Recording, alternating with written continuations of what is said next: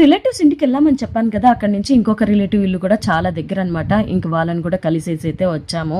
Night వచ్చేసరికి చాలా late అయింది. ఇంకా మా రిలేటివ్స్ చేసిన మర్యాదలకి మాకు అసలు ఆకలి వేయలేదు. నైట్ అయితే ఈ డిన్నర్ అయితే ఏం చేయలేదు.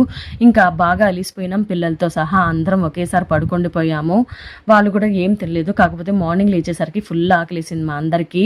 ఇంకా వీకెండ్ మామూలుగా అయితే నేను ఇడ్లీయో దోశ పిండో ఏదో ఒకటి వేస్తాను, కానీ ఇంకా బయటికి వెళ్ళొచ్చాం కదా, అందుకని చెప్పి నేనైతే ఏ బ్యాటర్ వేయలేదు. మార్నింగ్ అయితే ఉప్మా తినే మూడైతే లేదు. సరేలే అని చెప్పి ఇంకెట్లా పిల్లలకి స్విమ్మింగ్ క్లాస్ లేదు కదా, బయటకు వెళ్ళి తిందామని చెప్పి మా వారైతే ఇక్కడికి తీసుకొచ్చారు.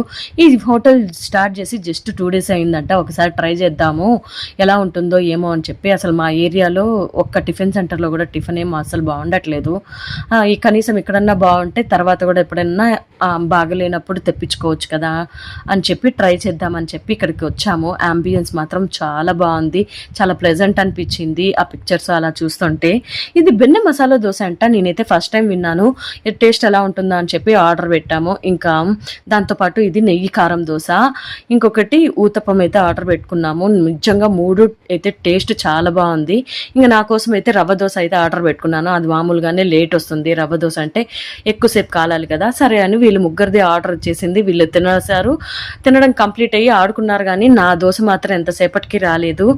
ఏంటా అని చెప్పి వాళ్ళని వెళ్ళి అడిగితే నా దోశ వేరే వాళ్ళ పార్సల్లో కలిసిపోయిందంట, వాళ్ళకైతే లాస్ వచ్చిందని అన్నారు. సరే అని నా కోసం అయితే మళ్ళీ ఇంకొక దోశ వేసిచ్చారు. ఇంక అప్పటికే ఆకలితో ఉండడం వల్ల వీడియో అయితే తీయలేకపోయాను.